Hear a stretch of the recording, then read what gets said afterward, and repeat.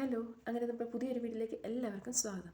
അപ്പോൾ ഇന്നത്തെ വീഡിയോ എന്ന് പറയുന്നത് നമ്മുടെ ശംഖുപുഷ്പത്തെക്കുറിച്ചാണ്. കഴിഞ്ഞ ദിവസം വീഡിയോയിൽ പറഞ്ഞ പോലെ ഒരു ലോങ് വീഡിയോ ചെയ്യാമെന്ന് പറഞ്ഞിരുന്നു. ഇന്നത്തെ വീഡിയോ അതാണ് കേട്ടോ. ഫസ്റ്റ് ഓഫ് ഓൾ ഇത് രണ്ട് കളറാണുള്ളത്, വൈറ്റും ബ്ലൂവും ഉണ്ട്. ഇതിൽ നമ്മൾ യൂസ് ചെയ്യുന്നത് ബ്ലൂ ആണ് കേട്ടോ.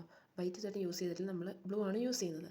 അതിൽ ബ്ലൂവിൽ തന്നെ ഏതെണ്ണം കൂടിയതുകൊണ്ട് ഏതെണ്ണം കുറഞ്ഞതുണ്ട്. നമ്മൾ യൂസ് ആക്കുന്നത് ഏതെണ്ണം കൂടിയതാണ്. സാധാരണ നീലയ്ക്കാണ് നല്ല ഔഷധ ഗുണമുള്ളത്. ഇത് നമുക്ക് പല കാര്യങ്ങൾക്ക് ഉപയോഗിക്കാം കേട്ടോ. നമ്മുടെ തലമുടി കൊഴിയുന്നതിനും താരൻ പോകുന്നതിനും നമ്മുടെ ഫേസിൽ ക്രീമായിട്ട് ഉപയോഗിക്കുന്നതിനും എല്ലാം നമുക്ക് യൂസ് ചെയ്യാൻ പറ്റും. അതേസമയം നമുക്കിത് നമ്മുടെ രക്തത്തെ ശുദ്ധീകരിക്കും, അതുപോലെ തന്നെ നമ്മുടെ ഷുഗറിനെ കൺട്രോൾ ചെയ്യും. അങ്ങനെയുള്ള കുറേ ഔഷധ ഗുണങ്ങൾ ഈ ശംഖുപുഷ്പത്തിനുണ്ട്. നമുക്ക് ചായ തിളപ്പിച്ച് കുടിക്കാനും പറ്റും കേട്ടോ. 5 പൂവ് ഒരു ഗ്ലാസ്, ആ അളവിലാണ് നമ്മൾ സാധാരണ ചായ തിളപ്പിക്കാറുള്ളത്. ഇതിപ്പോൾ ഞാൻ യൂസ് ചെയ്യാൻ പോകുന്നത് എൻ്റെ തലമുടി കഴുകാൻ വേണ്ടിയാണ്. അപ്പം ഞാൻ ഒരു കൈ നിറച്ച് പൂവ് എടുത്തിട്ടുണ്ട്. എനിക്ക് ആവശ്യത്തിനുള്ള വെള്ളം എടുത്തിട്ട് ഞാൻ അതിലേക്ക് ഒരു കൈ പൂവ് മൊത്തം അത് ഇട്ട് കൊടുക്കുന്നുണ്ട്. അത് നന്നായിട്ട് തിളപ്പിച്ച് കളറൊക്കെ നന്നായിട്ട് ഇളകിയ ശേഷം അതൊരു ബ്ലൂ കളർ വെള്ളമാകും.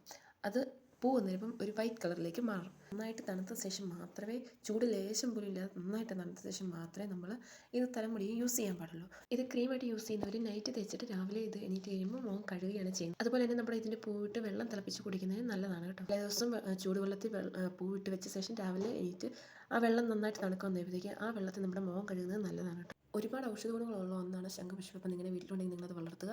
അപ്പോൾ ഇന്നത്തെ വീഡിയോ ഇത്രയേ ഉള്ളൂ. ഈ വീഡിയോ നിങ്ങൾക്ക് യൂസ്ഫുൾ ആണെങ്കിൽ ചാനൽ സബ്സ്ക്രൈബ് ചെയ്യാൻ മറക്കല്ലേ. അപ്പോൾ അടുത്ത വീഡിയോ കാണാം കേട്ടോ.